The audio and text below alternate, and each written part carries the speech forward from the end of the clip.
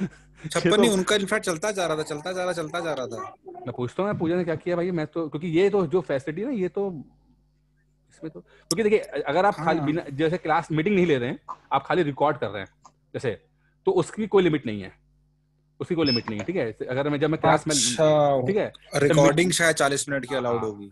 हाँ record meeting meeting allowed है 40 minute की, ठीक है।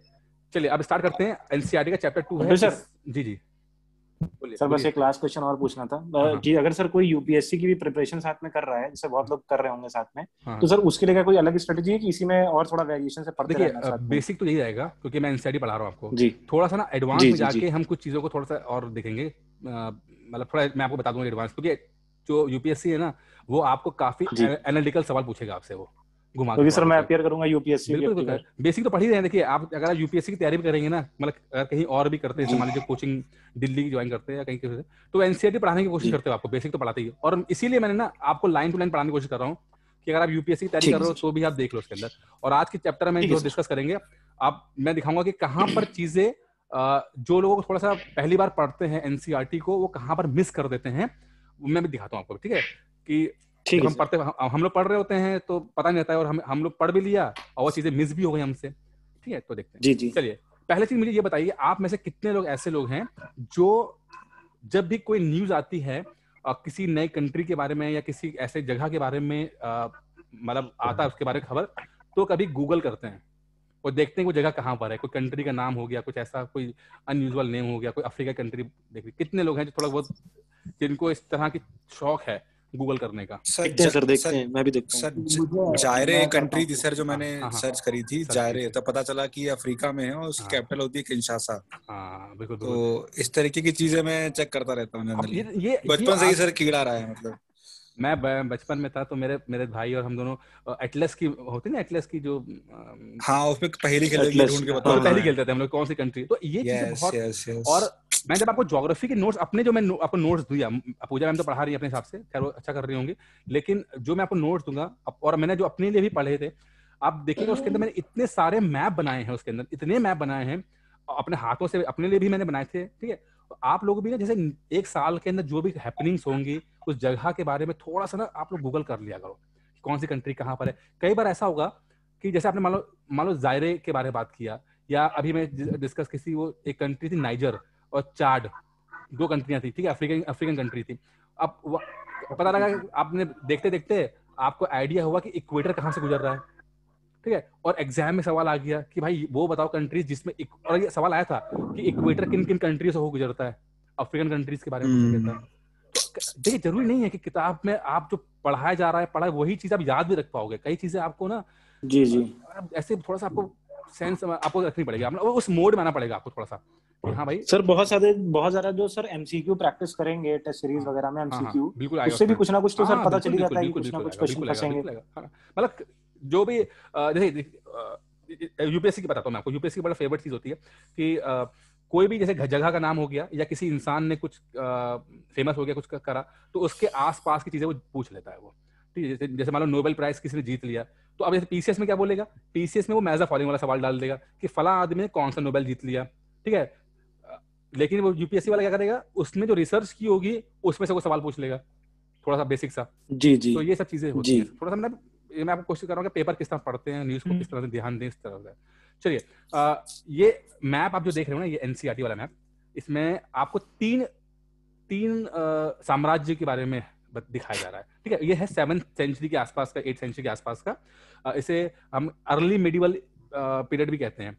और मैं बताऊँ सबसे एक मैंने एक आज से एक साल पहले एक वीडियो बनाया था और मैंने ये देखा था कि कौन से चैप्टर से क्वेश्चंस पिछले 25 साल में आए हैं, और उस चैप्टर में पिछले 3 साल में कितना ज्यादा आ रहा है। तो ये मैंने वीडियो बनाया था और उसमें मैंने कहा था, मुझे आज भी याद आ रहा है कि कुछ ऐसे लूप होल रह गए हैं हिस्ट्री के, मैं बता रहा हूँ आपको, जहां पर सवाल पिछले 25 साल से कम पूछे गए हैं बट पिछले 2-3 साल से ज्यादा पूछे जा रहे हैं।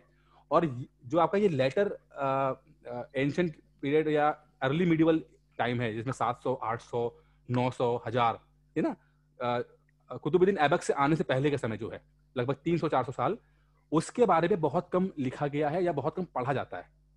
और पिछले 2-3 साल से सवाल बहुत ज्यादा आने लगे हैं उस टाइम का, जब राजपूत प्रोग्राम शुरू हुए थे 800-900, ठीक है। तो ये आज भी हम वही पढ़ेंगे कि 700-800 में क्या हुआ था, हैपनिंग्स हुई थी, और हम लोग अमूमन मिस कर देते हैं। अच्छा, ये देखिए आप 3 साम्राज्य थे उस समय की बात कर रहे हैं। आप देखिए एक नीचे है राष्ट्रकूटास, ठीक है, इंग्लिश में राष्ट्रकूटा बोलते हैं, हिंदी में राष्ट्रकूट बोलते हैं। और राइट हैंड साइड पे देखिए पाल है, और ऊपर है ये गुर्जर प्रतिहार। आपने कभी इनमें से तीनों के बारे में कुछ पढ़ा है आप लोगों ने कि क्या है ये? कभी देखा कि क्या है ये तीन साम्राज्य हैं? कुछ पता है लोगों को इसके बारे में? पाल, नहीं सर, इस बारे में नहीं पढ़ा। गुर्जर प्रतिहार पहले पढ़ा था बट अभी इतना ज्यादा साम्राज्य हैं। अगर आप ये मैप देख रहे हो, ठीक है, इस साम्राज्य, ये तीनों राज्य जो, तीनों साम्राज्य हैं, आपस में खूब लड़े हैं लोग, ठीक है। और एनसीईआरटी में भी देखिए संघर्ष इन्हीं तीनों के बीच में हुआ है। हाँ बिल्कुल। आपसे सवाल देखिए, आपसे सवाल पूछेगा कि भाई ये बताओ कि कन्नौज है जो, और आज का कन्नौज, ये कन्नौज, ठीक है, इस इलाके के लिए लड़ाई हुई थी तो किन के बीच में हुई थी? तो ये पाल जो थे बंगाल के राजा थे, राष्ट्रकूटास जी आपके ये समझ लो महाराष्ट्र कर्नाटक आसपास के राजा थे, और ये ऊपर जो नॉर्थ इंडिया में गुर्जर प्रतिहार थे, ठीक है। इसमें आपका हर्षवर्धन थे। हाँ वही हर्षवर्धन कन्नौज ये उसी समय का है ना, ये जो सिल्क रूट से जुड़ा हुआ है। बिल्कुल सिल्क रूट से जुड़ा रहा है, ये काफी व्यापारिक स्थल था। बाद में धीरे धीरे इनका जो डिग्रेडेशन हो गया, इंपॉर्टेंस खत्म होती चली गई, बाकी स्टेट्स, बाकी जो प्लेसेस थोड़ा सा आगे निकल गए। तो सवाल आपसे पूछेगा। अच्छा, अब एक सवाल आपसे पूछेगा जो एनसीईआरटी में इस क्लास में नहीं लिखा हुआ है, लेकिन मैं आपसे डिस्कस करके बताऊंगा, क्योंकि हम लोग डिस्कस कर रहे हैं। राष्ट्रकूट का आप देख रहे हो, यह इनके पास में ना एक, अगर आप मुंबई जाओगे ना, तो मुंबई से जो समुद्र के अंदर लगभग 10 किलोमीटर अंदर एक द्वीप है, जिसका नाम है, क्या नाम है? एलिफेंटा द्वीप। एलिफेंटा द्वीप, ठीक है। एलिफेंटा केव्स है वहां पे, ठीक है। एलिफेंटा केव्स जो हैं वो सवाल आपसे पूछा गया था कि एलिफेंटा केव्स किसने बनाई थी? तो वो थी राष्ट्रकूट राजा से। ये सवाल पूछा गया था आपसे, ठीक है। इस क्लास में नहीं दिया गया है, लेकिन अब सवाल ये आता है कि भाई ये एलिफेंटा केव के अंदर क्या है, सवाल ये भी पूछा गया था। तो वहां पर आपको त्रिमूर्ति, आप लोग, हम लोग पढ़ते त्रिमूर्ति, हम लोग हिंदू धर्म में होता है त्रिमूर्ति, तो त्रिमूर्ति की पहली मूर्ति मतलब वहां से मिली, त्रिमूर्ति है। और नटराज और त्रिमूर्ति, दोनों मूर्तियां आपकी एलिफेंटा में है, जिसको बनाया था राष्ट्रकूट राजाओं ने, ठीक है। ये याद रखिएगा, आप लोग खरीद नोट कर लेना इस चीज को, हो सकता है आगे हम लोग पढ़ेंगे, लेकिन अभी फिलहाल इस चैप्टर, इस एनसीईआरटी में नहीं दिया गया हुआ है, ठीक है। अच्छा, अब एलिफेंटा की कहानी बड़ी इंटरेस्टिंग है। पहले पुर्तगाली जो थे, सबसे पहले उन्होंने ये, जब इंडिया आए तो इन्होंने ये द्वीप को देखा, और वहीं पर इन्होंने अपना मिलिट्री बेस बना लिया, और उन्होंने ही नाम दिया था, एलिफेंटे नाम दिया था, बाद में एलिफेंटा हो गया, क्योंकि यहाँ पर हाथी की एक बड़ी सी मूर्ति थी, इसीलिए इसका नाम एलिफेंटा रख दिया। और उन्होंने ही क्या किया, उसको बर्बाद किया, बहुत ज्यादा नुकसान पहुंचाया था, मिलिट्री बेस बनाया। जब वो लोग गए और बाद में अंग्रेज जब आए, तो अंग्रेजों ने थोड़ा सा रिनोवेट किया, बाद में भी इंडियन गवर्नमेंट ने इसको रिनोवेट किया उसके अंदर, ठीक है। तो ये अभी सर इंडियन गवर्नमेंट के अंदर ही है। हाँ ये तो है। और ये वर्ल्ड हेरिटेज साइट बन गया बाद में 80s के दशक में, आई थिंक 86 वर्ल्ड हेरिटेज। और ये वर्ल्ड हेरिटेज साइट आपको सवाल पूछेगा जब मैं आपको एनवायरनमेंट पढ़ाऊंगा, है ना, मतलब जब पढ़ेंगे आप, जी। तो आपसे हर साल पूछता है कि भाई वर्ल्ड हेरिटेज साइट कौन कौन से हैं, और इस तरह सवाल बहुत सारे एनवायरनमेंट के पॉइंट ऑफ व्यू से सवाल बनते हैं, ठीक है। सर एनवायरनमेंट से कितने क्वेश्चन आ जाते हैं सर? 12-15 तक आते हैं, ठीक है जी। बताइए कौन बोल रहे हैं? सर एक चीज पूछनी थी, हम लोग बचपन से अभी तक जितने भी पढ़ते आए, जो बाउंड्रीज पढ़ते हैं हम लोग, वो फिजिकल बाउंड्रीज पढ़ते हैं, ठीक है। अब जैसे मैं भी इमेजिन किया कि समुद्र में 10 किलोमीटर आगे एलिफेंटा केव्स है, ठीक है, तो कहीं ना कहीं वो भारत के क्षेत्र में आता है। हाँ बिल्कुल आता है, ठीक। तो सर इस मैप में मतलब क्यों नहीं पढ़ा जाता कि इसमें वाटर बाउंड्री भारत की कहाँ तक गई है? इस पे सवाल नहीं बनता है क्या? है भैया, पढ़ाया गया है, आगे किताबों में है। वाटर बाउंड्री आपका 200 किलोमीटर, समुद्र को भी अलग अलग, भारत को भी है, अलग देशों के समुद्र में बंटवारा हो गया ना। देखिए वही पूछ रहा था मैं। अगर इस समुद्री बंटवारे का ही, तो आप देखिए ना, सुनिए, समुद्री बंटवारे का एक विवाद बहुत बड़ा जो है, वो साउथ चाइना सी के अंदर जा रहा है। आप साउथ चाइना सी चाइना का है, वहां पर बाकी जितने भी कंट्रीज, अगल बगल कंट्रीज है, चाहे वो इंडोनेशिया हो, मलेशिया हो, वियतनाम हो, ये तो लाई हो रही ना, किसका क्षेत्र कितना मछली है, कितना एक समुद्र है। और इस समुद्र का बड़ा इंपॉर्टेंस इसलिए भी है क्योंकि जिसके बाद जितना एरिया होगा, तो चूंकि मछली पालन के लिए बहुत इंपॉर्टेंट है, वहां पर नेचुरल रिसोर्सेज हैं, गैस है, पेट्रोलियम है, मिलिट्री बेस के ऊपर वहां लग सकता है, या कोई अगर ट्रेड हो रहा है, वहां से शिप जा रहे हैं, तो वहां पर टैक्स लगा सकता है। ठीक है, इसीलिए ये बहुत इंपॉर्टेंट है। ये सब आपका करंट अफेयर है, तो ध्यान रखिएगा, ठीक है। अभी मैंने मोटा मोटा डिस्कस कर लिया, चलिए अभी आगे देखते हैं। अब एनसीईआरटी क्या बोल रहा है, हम इसको डिस्कस करते हैं। 7th सेंचुरी आते आते उपमहाद्वीप के विभिन्न भागों में बड़े भूस्वामी और योद्धा सरदार अस्तित्व में आ चुके थे। अच्छा, ये आपको पता है ना सरदार और इसका कॉन्सेप्ट, सामंत सरदार डिस्कस किया? Yes sir. है ना, तो ये समझिए 7th सेंचुरी की ये है कि सरदार और सामंत वालों का, सामंत जो थे उनका हो चुका है। और सामंत कौन थे, ये क्या था, सामंत कौन होते थे? सर भूस्वामी थे, उपकर वसूलते थे किसानों से। किसके बिहाफ में? राजा के बिहाफ पे, ठीक है। अब राजा इस समय समझिए कि 7th सेंचुरी में राजा इतने इंपॉर्टेंट नहीं है, मतलब इतने पावरफुल नहीं है कि हर जगह पर कंट्रोल कर सके, डायरेक्ट कंट्रोल कर सके। तो जो किसी पर्टिकुलर जगह पर कोई अगर सरदार बड़ा मजबूत स्थिति में होता था, तो जो राजा होता था वो सरदार को बोलता था कि ऐसा है कि तुम वहां पर टैक्स, मैं तुम्हें जमीन दे रहा हूँ, तुम वहां पर टैक्स कलेक्ट करो, लेकिन मुश्किल वक्त में या जब मेरा युद्ध होगा तो तुम मुझे अपने कुछ सैनिक दोगे युद्ध में।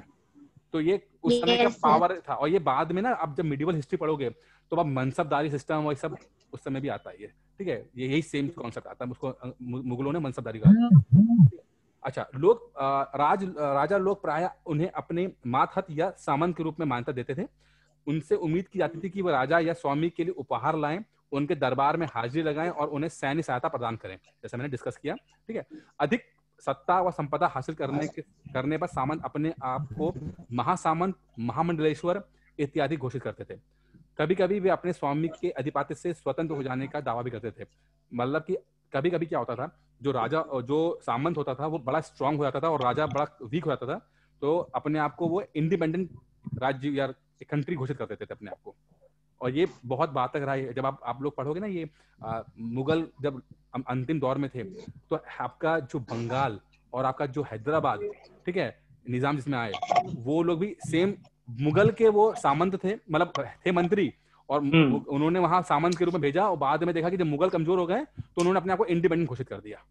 इसलिए वो इंडियन गवर्नमेंट को छुड़ाना पड़ा सर। हाँ, वो तो खैर बाद में होता है, लेकिन शुरुआत की बता रहा हूँ आपको, जो निजाम जो कॉन्सेप्ट है, या नवाब, बंगाल के नवाब। एक चीज बताइए ना भाई, जब पूरे उसमें मुगल साम्राज्य है तो बंगाल का नवाब और निजाम हैदराबाद कैसे आ सकता है?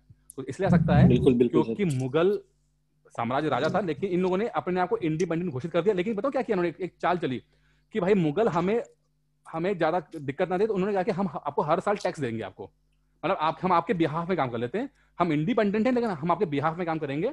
और उधर मुगल भी कमजोर हो चुके थे, तो उन्होंने कहा कि ठीक है यार, करने तो कौन पंगा ले इनसे, ठीक है करने दो, जो कर रहे हैं करने दो, थोड़ा बहुत पैसा तो आ ही रहा है ना इससे। तो ये कॉन्सेप्ट चलता रहा बाद में। इस तरह का एक उदाहरण दक्कन के राष्ट्रकूटास का मिलता है, जब शुरुआत में कर्नाटक के चालुक्य राजाओं के अधीनस्थ थे। अब देखिए, कर्नाटक में राजा है, साम्राज्य है चालुक्य का, और चालुक्य का ही सामंत हुआ करते थे राष्ट्रकूट। और जब राष्ट्रकूट थोड़े से मजबूत हो गए, स्ट्रांग हो गए, तो उन्होंने अपने आप को इंडिपेंडेंट घोषित कर दिया और अपने आप को राजा बना दिया, ठीक है। 18th सेंचुरी के मध्य में एक राष्ट्रकूट प्रधान दंती दुर्ग, ये याद रखिएगा, ठीक है। सवाल एक बार पूछा गया था आपसे कि राष्ट्रकूटात का जो पहला मतलब किसने साम्राज्य खड़ा किया, तो वो था दंती दुर्ग का। ये ध्यान रखिए, या हो सके तो आप लोग अपने जो नोट्स तैयार कर रहे हो उसमें कर लीजिए। दंती दुर्ग नाम दिया हुआ उसने, ठीक है। क्या फिर से एक बार रिपीट कर दीजिए। ये राष्ट्रकूट जो साम्राज्य शुरुआत करने वाला दंती दुर्ग है। आपसे सवाल पूछा जाता है आपसे, देखिए आपसे कई बार सवाल पूछेगा, जैसे कि मान लीजिए गुप्ता साम्राज्य हो गया, गुप्ता, तो आपसे पूछेगा भाई गुप्ता साम्राज्य का किसने स्टार्ट किया था, किसने शुरू किया था, बताइए। श्रीगुप्त, बिल्कुल श्रीगुप्त, बिल्कुल है ना। इसी तरह से आपका राष्ट्रकूट का कौन सा? दंती दुर्ग है। थोड़ा सा और भी आकर पढ़ेंगे, जैसे कि मौर्य साम्राज्य कौन रहा? मौर्य का चंद्रगुप्त मौर्य, ठीक है ना। तो ऐसे आपको याद रखने हैं, आपको मेन है। अब जैसे कि आपसे पूछता है वो कौन था भाई, वो धनानंद वाले राजा थे जो, हाँ। तो इस तरह से अलग जो मेन इंपॉर्टेंट आ जाते हैं, तो उनके किसने शुरुआत की है, इस तरह के सवाल पीछे से पूछे जाते हैं, तो थोड़ा सा कॉन्शियसली याद रखिएगा। अच्छा, चोला साम्राज्य, हाँ, चोला साम्राज्य कौन सा राजा रहा, सब इस तरह के पूछे जाएंगे आपसे। एक राष्ट्रकूट प्रधान दंती दुर्ग ने अपना चालुक्य स्वामी की अधीनता से इनकार कर दिया, उसे हराया और हिरण्य गर्भ, शाब्दिक अर्थ सोने का गर्भ नामक एक अनुष्ठान किया। जब यह अनुष्ठान ब्राह्मण की सहायता से संपन्न हो जाता था, तो यह माना जाता था कि इसमें से याजक जन्म में क्षत्रिय न होते हुए भी क्षत्रिय के रूप में दोबारा क्षत्रित्व प्राप्त कर लेंगे। कहने का मतलब अब यहाँ दो चीज आती हैं, कुछ अनुष्ठान के बारे में डिस्कस किया गया यहाँ पर, ठीक है। हो सकता है, वैसे आज तक सवाल आया नहीं है लेकिन हो सकता आ जाए कि आपसे ये पूछा जाए कि बताओ यार ये हिरण्यगर्भ नाम का जो अनुष्ठान था वो कौन से राजा, किस राजा ने कराया था? कौन कराया था? राष्ट्रकूट ने कराया था। इसी तरह का सवाल एक बार पूछा गया था 2016 में, पूछा गया था पीसीएस प्री में कि 3-4 लोगों का नाम दिया और बोला कि इसमें से किसने अश्वमेध यज्ञ कराया है। अश्वमेध यज्ञ हमने सुना ना, रामायण में सुना होगा हम लोगों ने कि भैया राम, श्री राम जी थे तो उन्होंने अश्वमेध यज्ञ कराया। इसका मतलब क्या होता था कि एक घोड़ा दौड़ा दिया जाता था और किसी घोड़ा जो है साम्राज्य में पहुंच जाएगा, या तो आप दूसरा राज्य को मतलब अधीनता स्वीकार करनी होती थी, या तो फिर युद्ध होता था फिर इसको लेकर, ठीक है। हाँ। अश्वमेध यज्ञ सेम चीज जो है वो बाद के कुछ राजाओं ने की है। ये सिर्फ ये कोई धार्मिक शब्द नहीं है, कुछ राजाओं ने किया हुआ है, ठीक है। तो ये सवाल पूछा गया था कि भाई इनमें से किसने अश्वमेध यज्ञ कराया है।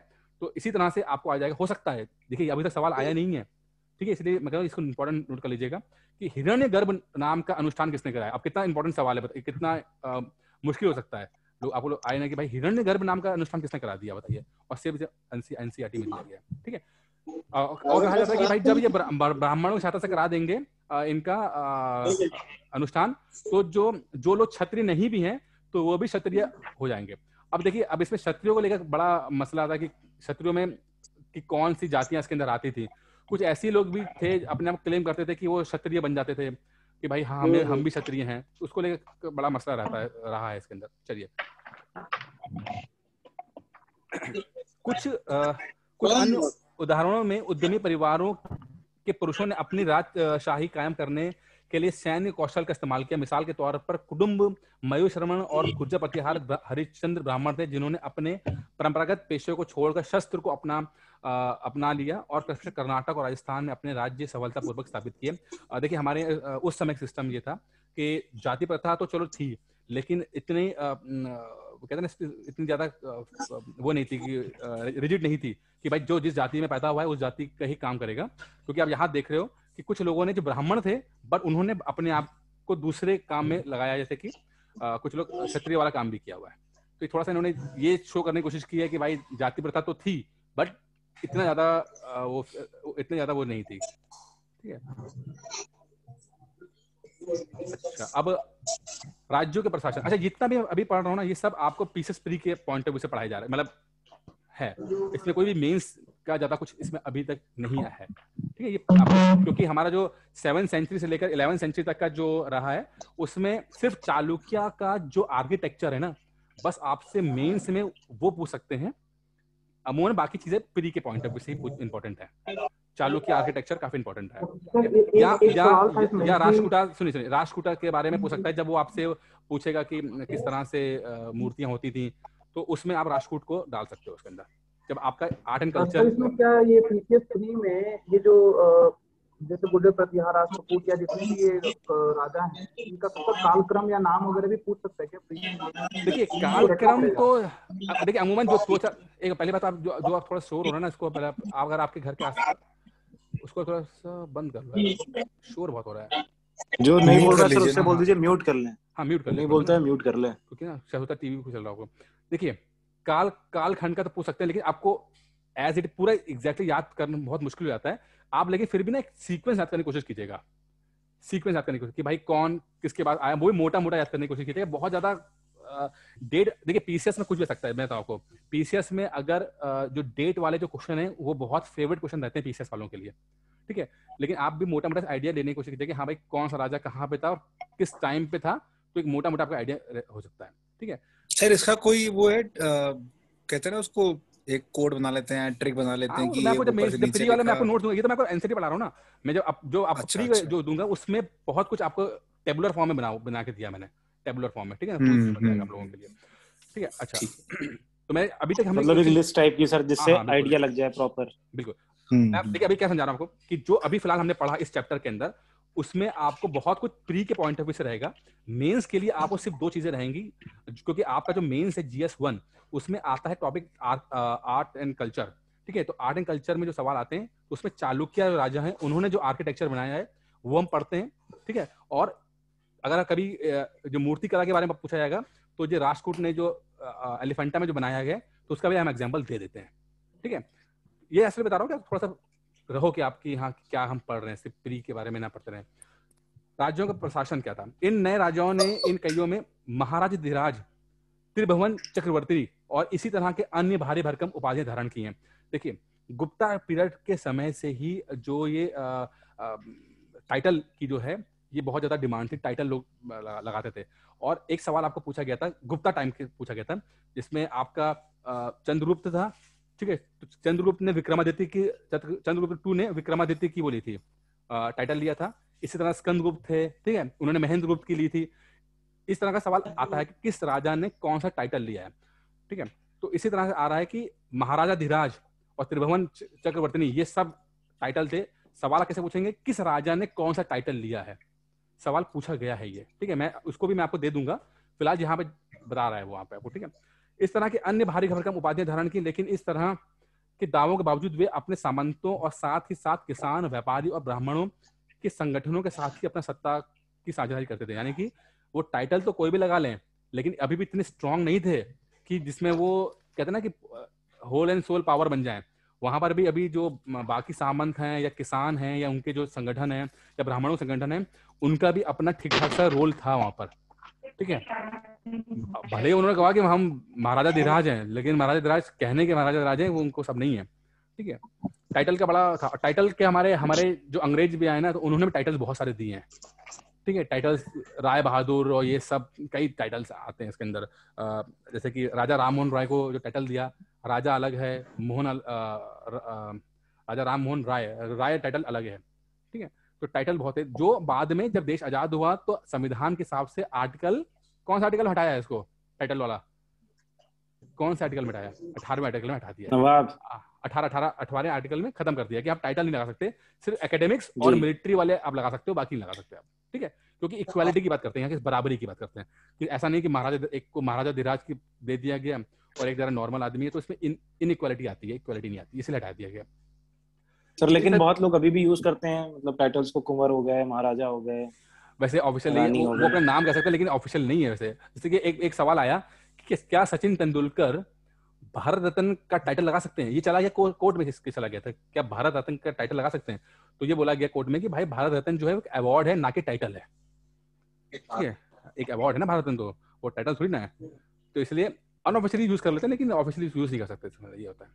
और सर पद्मश्री, इसको विशेषण के रूप में पद्मश्री अवार्ड है, आपको टाइटल नहीं है, ये टाइटल नहीं है आपका। ठीक है, टाइटल नहीं है, सब अवार्ड्स हैं सरकारी तरफ से। अगर हम विशेषण के रूप में यूज करना चाहें तो उसमें क्या दिक्कत हो सकती है?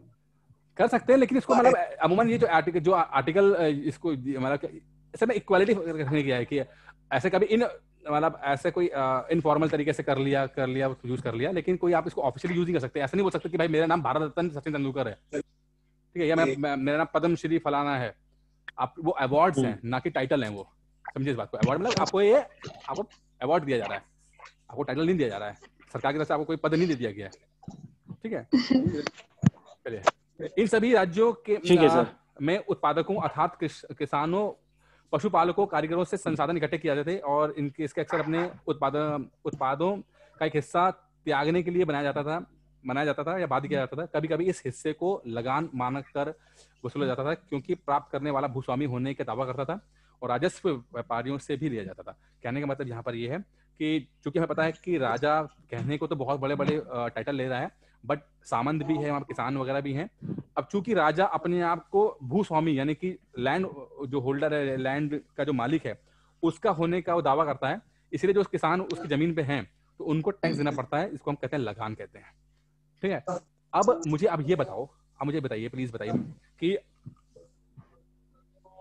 अशोक के टाइम पर एक अधिकारी को नियुक्त किया था अशोक ने, जिसका काम था टैक्स कलेक्ट करने का। क्या था? राजू का। ठीक है, तो राजू को थे यहाँ ये उस समय पढ़ा था आपको। मैंने कहा था यार याद रखना, ये सवाल इंपॉर्टेंट है। ठीक है, ये आता है कई बार एग्जाम में पूछा गया आपसे। वो जो इसका जैसे आज आप लोग पढ़ो, इससे आप एग्जाम दोगे ना और बनोगे नहीं, आप लोग टैक्स कमिश्नर बनोगे, आप लोग कॉमर्शियल टैक्स कमिश्नर। ठीक है, तो ऐसा, हाँ, तो ये जब वो वही आप लोग करोगे, ठीक है, यही आप राजुक बनोगे आप लोग, राजुक, ठीक है। चलिए अब सर यहाँ पे आप इक्वालिटी की बात नहीं कर रहे हो। नहीं मैं तो आपको भाई सरकारी पद दे रहा हूँ आप, जैसे आप कमर्शियल टैक्स कमिश्नर तो हमने अब कॉमर्स में किया नहीं तो मेरे लिए तो एलिजिबिलिटी है ही नहीं उसकी, टैक्स कमिश्नर की। तो नहीं ऐसे कोई एलिजिबिलिटी है ही नहीं इसके अंदर, ऐसा नहीं होता है, ऐसा कुछ नहीं है। हाँ सर, उसमें लिखा था ना ग्रेजुएशन डिग्री इन कॉमर्स। नहीं ऐसा नहीं है, तभी मिलेगा आपको। नहीं कहाँ आपने पढ़ लिया भाई? ऐसा ही है सर, ऐसा ही है सर। अरे नहीं, कमर्शियल टैक्स कमिश्नर भाई आप सर मैं बता रहा हूँ ना आपको, सब रजिस्ट्रार कमिश्नर नहीं बन सकता मैं, क्योंकि मेरे पास मुझे आप स्क्रीनशॉट भेज दीजिए, आप कहाँ देख रहे थे आपका, ठीक है, आप जाके नोटिफिकेशन रजिस्ट्रार के लिए तो एलएलबी चाहिए ना, वो अलग चीज। आप मैं कमर्शियल टैक्स कमिश्नर वगैरह या ठीक है ना, ये सब आप बन सकते हो, उसमें सिंपल ग्रेजुएशन चाहिए होती है भाई, बनते हैं लोग, नॉर्मल बीटेक हूं तो भी कर जाऊंगा, बन जाएगा, सब बनते हैं भाई, बिल्कुल बन सकते हैं। कहाँ पढ़ रहे हो?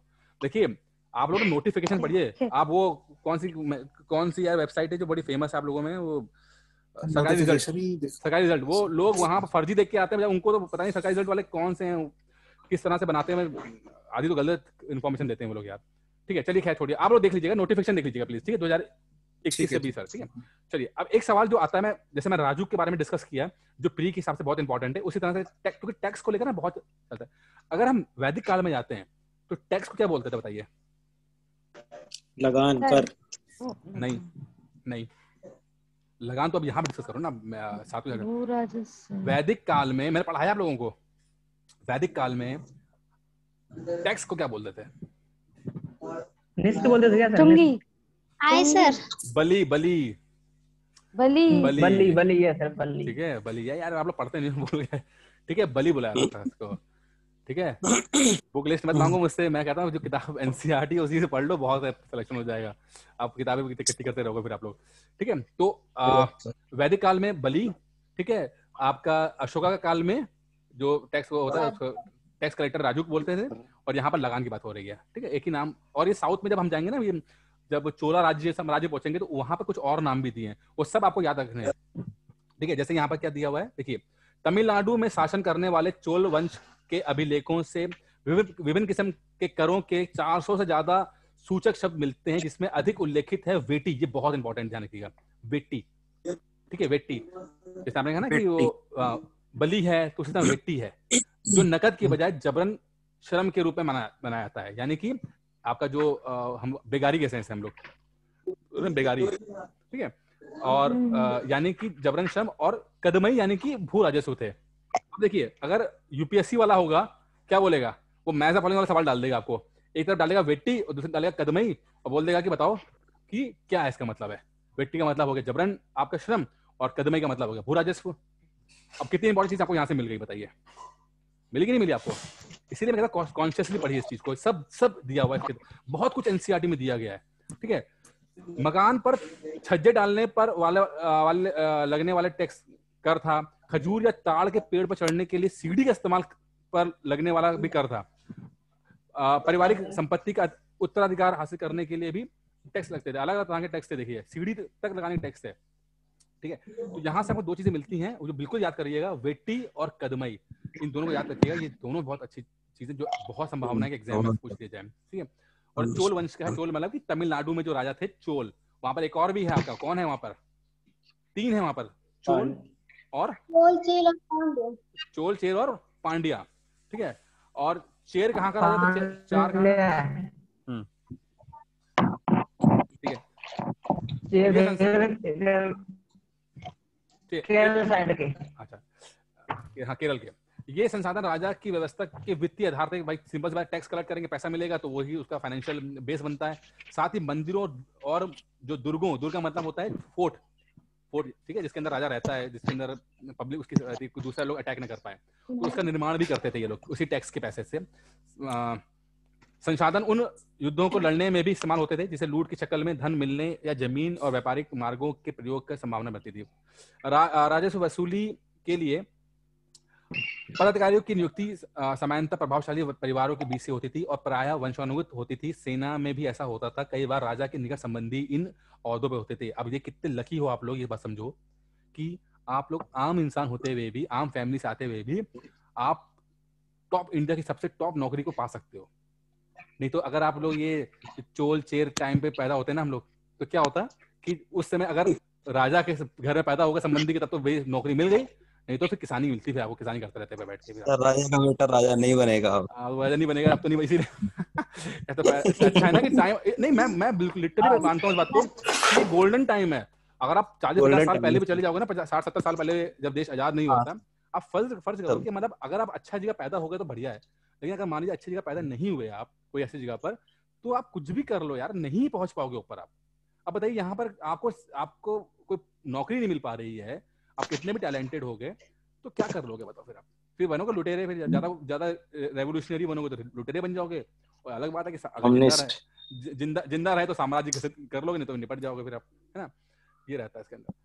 अच्छा, प्रशस्ति और भूमि अनुदान के बारे में। प्रशस्ति का मतलब है वो बातें जो कवि लिखता है अपने राजा के लिए, और जिसमें आधी सी बातें तो फालतू होती हैं, जिसमें सिर्फ कहते हैं ना वो तारीफें करता है, बस तारीफों के पुल बनना, तारीफ के पुल बांधता है वो अपने, क्योंकि भाई जो नौकरी देगा वही उसकी तारीफ के पुल बांधने भी चाहिए, सही काम करता है वो, ठीक है।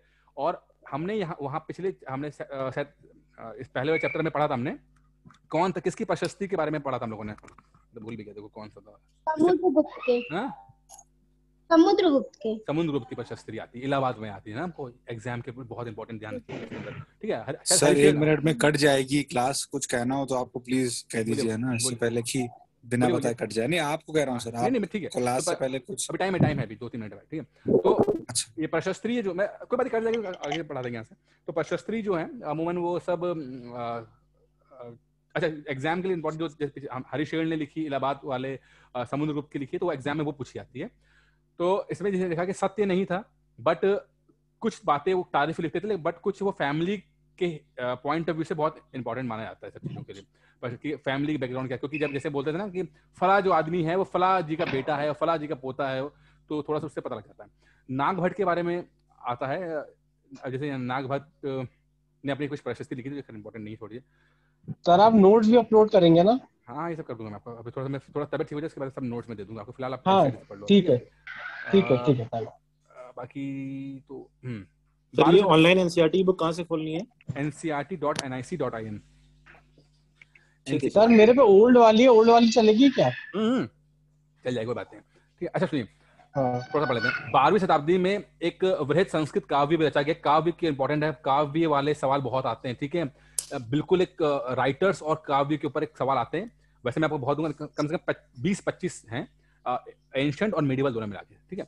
इसमें कश्मीर पर शासन करने वाले राजाओं का इतिहास दर्ज है। इसे कल्हण नामक एक रचनाकार ने लिखा। कल्हण के ऊपर बहुत सवाल बनते हैं। कल्हण ने कौन सी बुक लिखी थी? कल्हण ने राजतरंगिणी, ठीक है। कई बार सवाल पूछा था आपसे उसने कश्मीर, और ये इस तरह पूछ लेंगे कि भाई कश्मीर के ऊपर कौन सी किताब लिखी गई थी, तो वो कल्हण की राजतरंगिणी थी वो, ठीक है। कल्हण ने अपने वृत्तांत लिखने के लिए शिलालेखों, दस्तावेजों, पथदर्शियों के वर्णन और पहले के इतिहासकार समेत अनेक प्रकार के स्रोतों को इस्तेमाल किया। प्रशस्तियों के लेखकों से भिन्न वो अक्सर शासकों और उनकी नीतियों के बारे में आलोचनात्मक रुख रखता था, इसलिए 12वीं शताब्दी के लिए एक असाधारण ग्रंथ है। मतलब कि ऐसा बंदा जो सच लिख रहा है, ठीक है, उसकी और सरकार और जो राजा है उसकी नीतियों को थोड़ा सा क्रिटिसाइज भी कर रहा है, तो वैसे ज्यादा कितनी वो गालियां सुनता होगा वो, ठीक है। क्योंकि अगर वो सिर्फ तारीफ लिखेगा तो फायदा मिलता है, लेकिन कल्हण, इसलिए हम आज कल्हण के बारे में पढ़ रहे हैं, क्योंकि कल्हण ने सच लिखा, राजतरंगिणी में सच लिखा, चाहे किसी भी। क्या बताइए सर जैसे वहाँ पे लॉगिन करते हैं तो हिस्ट्री की एनसीईआरटी के सर 14 चैप्टर हैं सर उसमें। हाँ, तो आगे मैं डालूंगा ना, अभी डाला कहाँ है।